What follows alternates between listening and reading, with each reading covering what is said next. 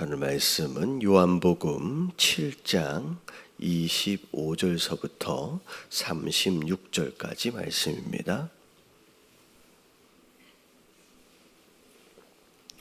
요한복음 7장 25절서부터 36절까지 말씀 교독합니다.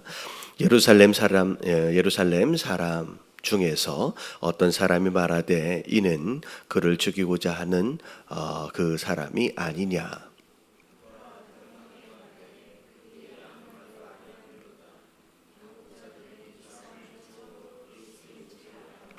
그러나 우리는 이 사람이 어디서 왔는지 아노라. 그리스도께서 오실 때에는 어디서 오시는지 아는 자가 없으리라 하는지라.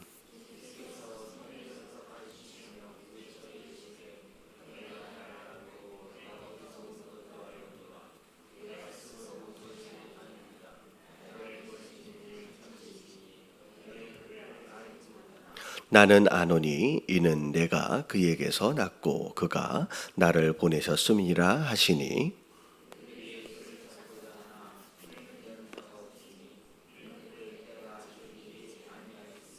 무리 중에 많은 사람이 예수를 믿고 말하되 그리스도께서 오실지라도 그 행하실 표적이 이 사람이 행한 것보다 더 많으랴 하니,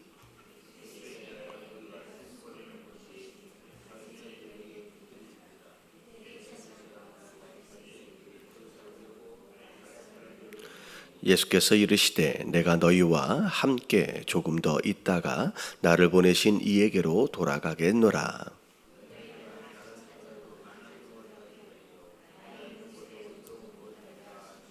이에 유대인들이 서로 묻되 이 사람이 어디로 가기에 우리가 그를 만나지 못하리요. 헬라인 중에 흩어져 사는 자들에게로 가서 헬라인을 가르칠 터인가.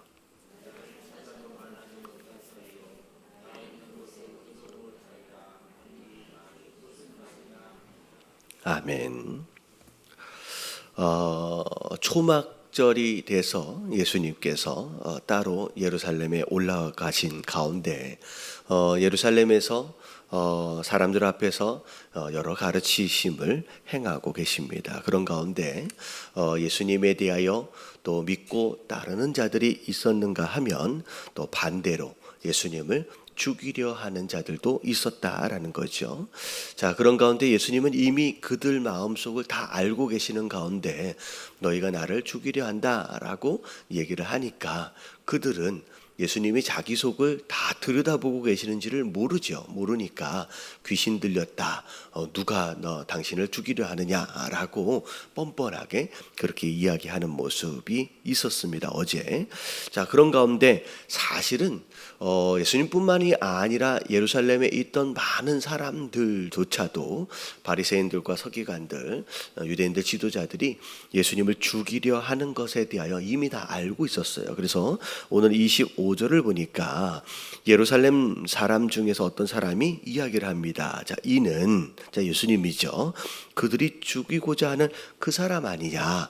사실은 예수님뿐만 아니라 그냥 공공연하게 예루살렘 사람들이 유대인들 지도자들이 예수님을 시기하고 질투하는 가운데 죽이려 하는 마음이 있다라는 것을 이미 알고 있는 상황이죠. 자, 그런 가운데 26절에 보니까 그들 중에서 이제 예루살렘의 사람들 중에서 이런 말을 하는 거예요. 그들이 아무 말도 아니하는도다. 사실 어제 말씀에 논쟁이 있었습니다. 안식일에 대하여. 근데 안식일 날 병을 고쳤다라고 문제를 삼고 그것으로 또 죽이려고까지 이제 마음들이 그렇게 생겼거든요. 근데 사실은 할례를 안식일에도 행했었다는 거죠. 그러니까 육체적 할례를 안식일에 행하는데 안식일 날 병을 고친 것 자체를 이걸 죄악 삼는다라고 하는 자체가 말이 안 맞는 거죠. 모순된다는 거죠. 근데 그런 논쟁이 있었을 때 유대인들 지도자들이 아무 얘기도 못합니다. 그러니까 지금 그 얘기를 하는 거예요. 야, 뭐 지도자라고 하는 사람들이 뭐 어떻게 보면 선생, 가르친다라고 하는 사람들이 이 시골에서 올라온 이 예수님한테도 한마디 말도 못하네 라고 이제 서로 비교가 되니까 이 사람 마음은, 이제 지도자들 마음들은 굉장히 마음이 어렵겠지요. 더군다나 당국자들은 이 사람이 참으로 그리스도인 줄 알았는가라고 얘기하면서 단순하게 예수님이 선지자 또는 선제 랍비 정도로만 생각하는 게 아니라 이건 그리스도가 맞는데 라는 식으로 이제 생각을 하게 된 거죠. 자, 근데 27절에 보니까 그러나 자, 우리는 이 사람이 어디서 왔는지 아노라. 그리스도께서 오실 때에는 어디서 오는지 아는 자가 없으리라 하는지라.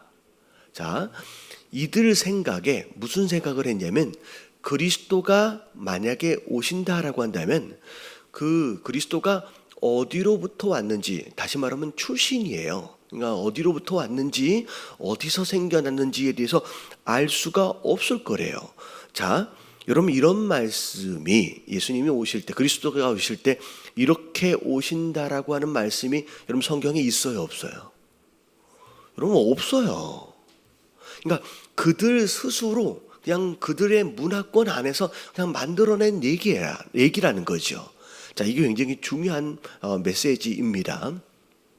우리가 종종 신앙생활을 하면서 교회 안에서도 마찬가지입니다. 신앙생활은 이렇게 하는 거야, 저렇게 하는 거야 라고 나름대로의 자기의 주장들이 있는 사람들이 있습니다. 이래야 된다, 저래야 된다, 교회는 저래야 된다, 이래야 된다. 근데 그것에 대하여 성경적 근거가 없어요. 그냥 자기 생각에는, 여러분 그거는 진리가 아닙니다. 근데 마치 그것이 진리인 것처럼 왜 이래? 왜 이렇게 해야 돼? 왜 저렇게 해야 돼? 라고 마치 본인의 생각이 진리인 것처럼 주장하는 사람들이 있다는 거죠. 근데 우리가 잘 알아야 돼요. 어느 문화권이나 어느 집단이나 이런 생각들이 다 있어요. 그리고 그것이 마치 진리인 것처럼 목숨을 걸고 주장하는 사람들이 있다라는 거죠. 근데 우리가 무엇인가를 주장하기에 앞서 이게 하나님 말씀을 근거하여 성경적으로 합당한지 아닌지를 먼저 분별할 필요가 있습니다. 자, 근데 말씀에 그렇다라고 나와 있지 않다라고 한다면 그건 진리가 아닌 거예요. 그냥 내 생각인 거예요. 다시 말하면 내 생각은 어제가 다르고 또 오늘이 다릅니다. 자, 우리가 잘 알아야 될 게 뭐냐면, 자, 우리가 아주 과거라고 생각해 보세요. 내가 10살 때 생각했던 세상의 모습이 불과 10년만 지나서 20살이 됐을 때 그 10살 때 생각이 맞았어요? 틀렸어요? 아유, 틀렸어요. 되게 유치했어요.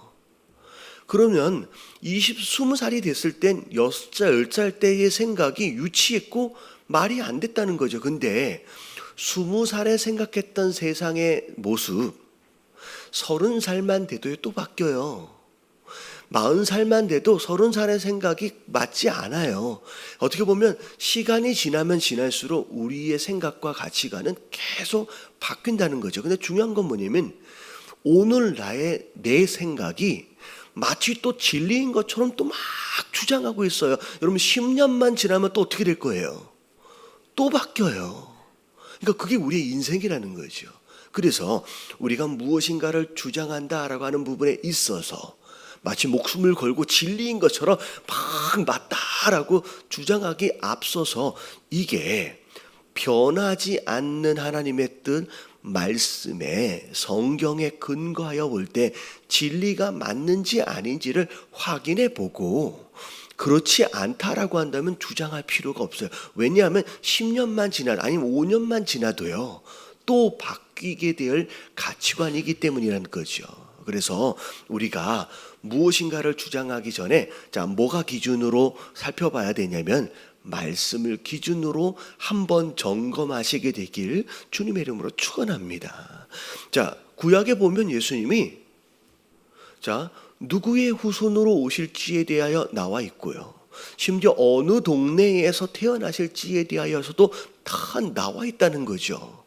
그럼에도 불구하고 어디서 오는지 아는 자가 없다. 이거 말이 안 되는 거예요. 자기네들 마음대로 생각해낸 이야기가 마치 진리인 것처럼 그걸 기준으로. 그래서 자, 이게 말씀을 기준으로 한 주장인지를 먼저 점검해야 된다라고 하는 것이 오늘 말씀에 대한 내용입니다. 근데 자, 소위 말하는 당국자, 유대인들 지도자들이 예수님에 대하여 듣고 있음에도 불구하고 잘 안 믿어요. 자, 안 믿게 되어지는, 다시 말하면 그들의 믿음을 방해하는 몇 가지 요소들이 있습니다. 몇 가지 요소들. 자, 어제 말씀서부터를 이어서 볼 때, 이게 우리의 삶에도 적용이 돼요. 우리가 온전한 믿음을 가짐에 있어서 방해가 되어질 만한 몇 가지 요소들이 있는데, 첫 번째, 어제 예수님이 마지막으로 24절에 하신 말씀이 있었어요. 뭐가 있었냐면 외모로 판단하지 말고 공의롭게 판단하라. 이 당시에 유대인들이 예수님을 외모로 판단하고 있었다는 거죠. 예수님의 외모는 어떤 부분이었냐면 갈릴리 출신의, 나사렛 출신의 뭐 하던 사람이에요. 목수의 아들이라는 거죠. 그거 하나를 보고서 예수님이 뭐라고 말씀을 하셔도, 지금 보면 31절에도 그리스도가 오셔도 이것만큼 표적을 행하지는 못할 것이다 라고 하실 만큼의 어마어마한 표적을 보여주시고, 심지어 어떻게 그를 알 수 있냐라고 싶을 만큼 굉장한 지혜로 교훈을 가르치고 계심에도 불구하고 믿지를 못해요. 믿지를 못하는 첫 번째 이유가 그들이 이미 가지고 있는 뭐냐면요, 선입견일 수 있다는 거예요. 우리가 가지고 있는 선입견이 뭐냐면 먼저 들어온 관점이에요. 그러니까 선입견. 그러니까 하나님 말씀이 들어와서 내 안에 믿음이 되어져야 하는데, 그 말씀이 들어오기 전에 이미 먼저 들어와 있는 나만의 가치관 자체가 내게 온전한 믿음을 만들어내는데 방해가 된다는 거죠. 그래서 우리가 하나님 말씀을 듣고 이런 온전한 믿음을 가질 때 가장 먼저 선행되어져야 할 것이 뭐냐면, 뭘 버려야 돼요?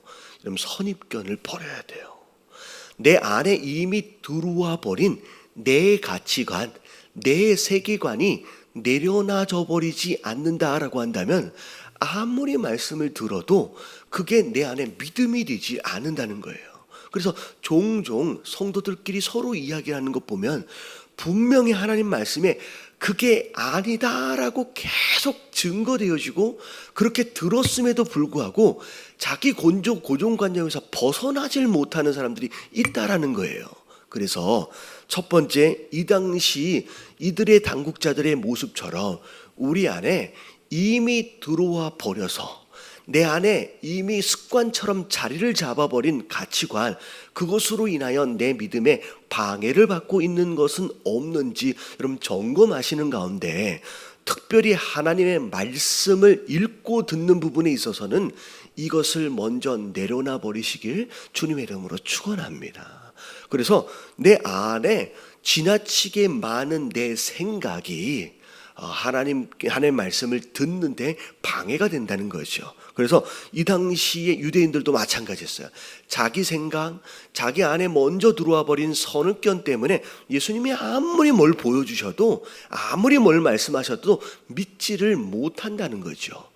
그리고 두 번째, 또 방해가 되어지는 게 뭐냐면 개인적인 감정입니다. 개인적인 감정이 믿음을 방해해요. 이게 왜 그러냐면 지금 이 유대인들, 이 지도자들이 예수님을 좋아해, 싫어해요? 싫어해요. 예수님에 대한 시기와 질투가 생겨버렸어요. 그래서 예수님에 대하여 싫어하는 감정이 생기니까, 싫어하는 감정이 생긴 상황 가운데는 아무리 좋은 말을 해도 그게 전문 표현으로 뭐라 그래, 고깝게 들린다 그러잖아요. 아무리 좋은 얘기를 해도 좋게 들려지지가 않는 거예요. 여러분, 개인적인 감정이 여러분 믿음을 방해하게 됩니다. 누군가와 대화를 할 때도 마찬가지예요. 그 사람에 대한 감정 자체가 그 사람에 대한 어떤 행동이나 어떤 말이나 어떤 표현들 자체가 온전하게 들려짐에 있어서의 방해 요소가 장애물이 되어버릴 수 있다는 거죠. 마치 이 당시 예수님을 싫어하는 그 당시 그 유대인들의 감정이 예수님이 아무리 좋은 행동들을 해도 들려지지가 않은 거예요. 보여지지가 않는 거예요. 그래서 우리의 믿음을 방해하는 두 번째 요소는 뭐냐면 개인적인 감정이에요. 세 번째가 뭐냐면 무지함입니다. 조금 전에 살펴봤던 내용이에요. 성경에 그런 내용이 없어요. 다시 말하면 말씀을 잘 몰라요.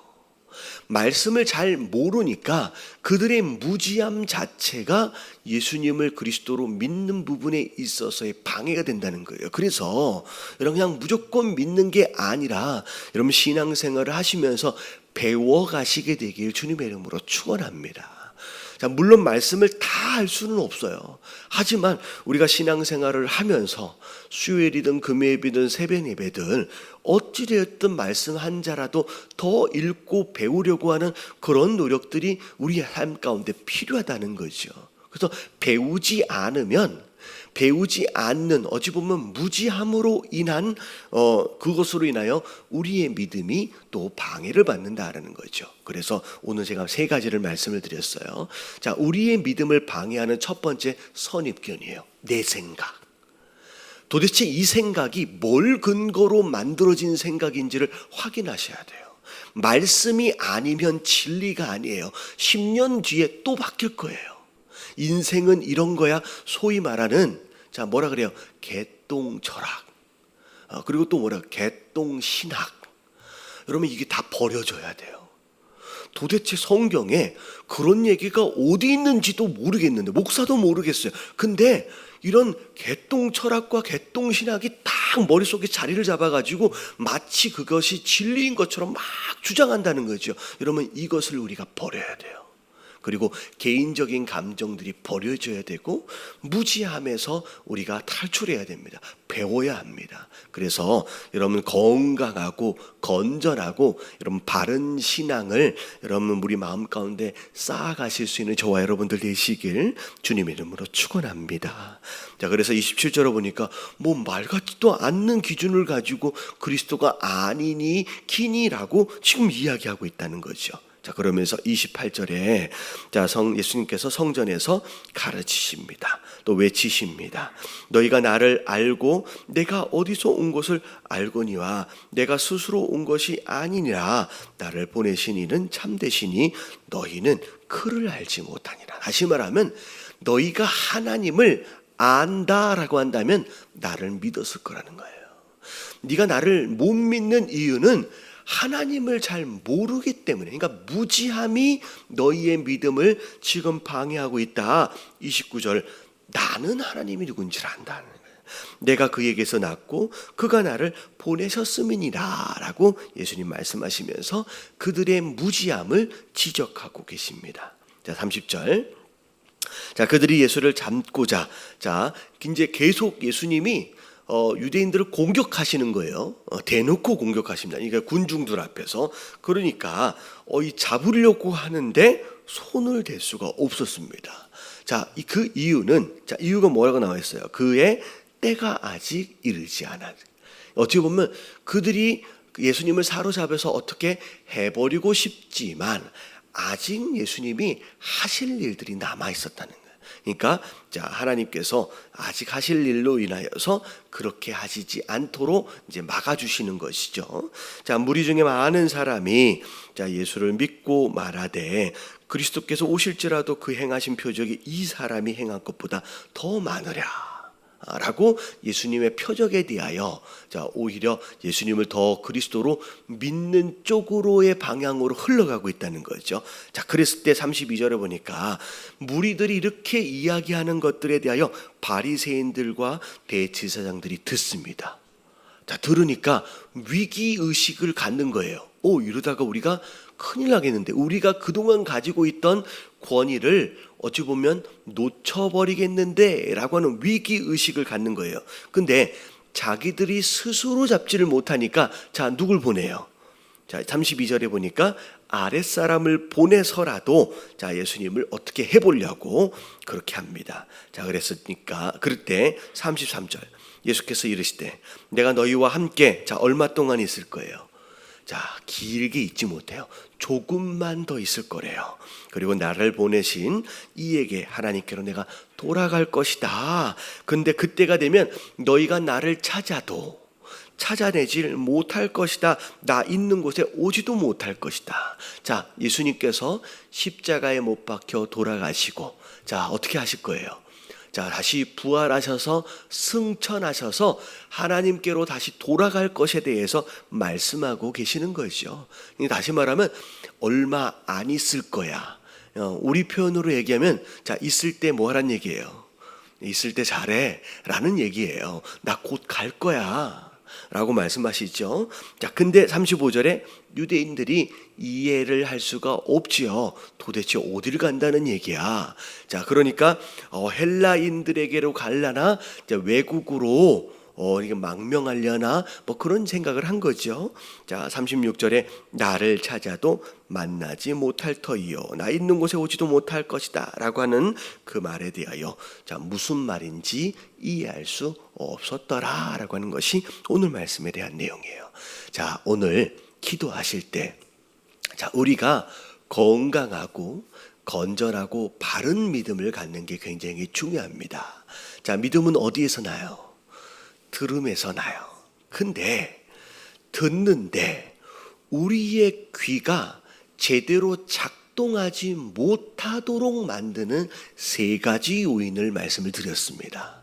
자, 첫 번째, 하나님 말씀을 근거하지 않은 내 나름대로의 선입견.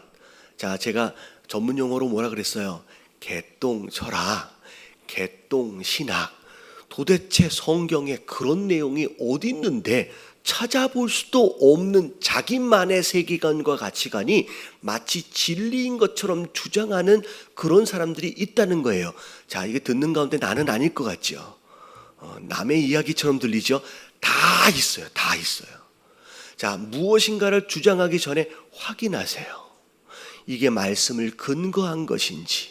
그래서 근거한 것이 아닌 것으로 인하여 내가 하나님 말씀을 온전히 듣는 이 귀를 방해하고 있는 것은 아닌지 우리가 점검해야 돼요. 그게 첫 번째 문제입니다. 자, 두 번째, 내 마음속에 들어온 개인적인 감정이에요. 개인적인 감정이 우리가 온전히 듣는 것을 방해할 수 있다는 거예요. 아무리 좋은 얘기를 해도 이게 꺾어져서 듣는 거야. 고깝게 듣는 거야. 이건 굉장히 위험한 상황이 되는 거예요. 자, 세 번째가 뭐였어요? 무지함입니다. 하나님이 뭔지, 말씀이 뭐가 써져 있는, 기록되어 있는지를 공부하지 않으니까, 무지하니까 그것이 귀를 듣는데 또 봐도 다른 방해가 된다는 거죠. 그래서 하나님, 우리 안에 온전한 믿음이 만들어지는 데 있어서의 방해가 되는, 듣는데 방해가 되는 이 세 가지 요소를 하나님 오늘 기도하면서 해결하게 하여 주시옵시고, 정말 하나님의 말씀을 온전히 들을 줄 아는 사람이 되게 하여 주시옵소서. 그리고 그리고 또 뭐가 있었죠? 거기까지만 할게요. 그리고 제가 한 가지 예만 더 드릴게요. 뒤에 이 생명의 삶을 보니까 그런 내용이 있더라고요. 자기 생각이 귀를 얼마나 방해하는지에 대한 이야기가 나와 있는데, 자, 뒤에 보니까 무슨 이야기가 나왔냐면, 어떤 사람이 옛날에는 전보를 한다 그러잖아요. 전보, 그러니까 모스 기호.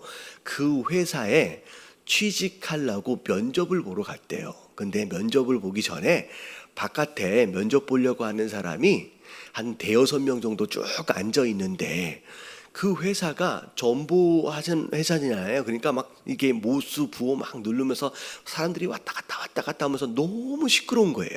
근데 그 면접을 하려고 밖에서 기다리고 있는 상황들 가운데 아무리 기다려도 그 안에서 들어오란 얘기를 안 하더래요. 1번, 2번, 3번, 4번 이렇게 쭉 있는데, 근데 한참 있다가 갑자기 어떤 남자가 벌떡 일어나더니만 그 안으로 그냥 확 들어가 버리는 거예요. 그러더니만 저 사람이 왜 그러나? 급한 일이 있어서 그냥 들어가 버렸나? 그래가지고 궁금해했는데 갑자기 그 사무실 문이 탁 열리더니만, 자 여러분들 수고하셨습니다. 이미 이제 입사하실 분이 정해졌습니다. 라고 얘기를 하시는 거예요. 회사 사장이. 그러니까 다른 사람들 되게 억울한 거예요. 우리는 순서를 기다리고 있었는데 아니 자기 순서도 아닌 먼저 들어가 버린 사람 보고 이미 선택되어 버렸다고 얘기하니까 굉장히 황당하죠. 근데 나중에 이야기를 듣고 보니까 바깥에가 어떤 상황이라 그랬어요. 막 시끄러운 상황이라 그랬잖아요. 근데 시끄러운 상황 가운데서 한쪽에서 모수부호를 계속 친 거예요. 자, 그 모수부호가 뭐였냐면, 이 부호를 듣는 사람은 즉시 사무실 안으로 들어오십시오. 그러면 당신이 합격한 사람이 될 것입니다. 라는 모수부호를 바깥에서 계속 치고 있었던 거예요. 근데 밖에 복도에서 기다리고 있는 사람은 들어요, 못 들어요? 그냥 시끄러운 소리로만 그냥 들은 거예요. 그 가운데 그걸 딱 찾아서 들은 사람이 일어나가지고 그 안에 들어가서 합격이 됐다는 그 이야기가 뒤에 나오는 거예요. 자, 마지막으로 우리가 함께 기도해야 될 내용이 뭐냐면 이런 거예요. 자, 우리가 하나님의 음성을 들어야 합니다. 우리 말씀을 통하여서도 우리가 들을 수 있어요. 근데 하나님은 말씀뿐만 아니라 다양한 툴을 통하여서 다양한 각도로 우리에게 말씀하고 계시는데, 자, 우리는 잘 못 들어요. 자, 왜? 이 세상의 시끄러운 소리로 인하여서 우리의 집중이 잘 안 된다는 거예요. 그래서 잘 못 듣는다는 거죠. 그래서 오늘 하루를 살아감에 있어서 두 번째 기도할 제목이 뭐냐면, 하나님, 세상의 시끄러운 소리들로 인하여서 하나님의 말씀하심을 듣지 못하고 흘려보내지 말게 하여 주시옵소서. 그런 시끄러운 소음 속에서도 내 삶 가운데 하나님 뭐라고 말씀하시는지에 대하여 집중하고 귀를 기울일 수 있는 사람, 그래서 그 말씀하심을 따라 인도하심을 받는 이 하루가 될 수 있도록 해달라고 우리 다 같이 기도하시면서 오늘 하루를 시작하도록 하겠습니다.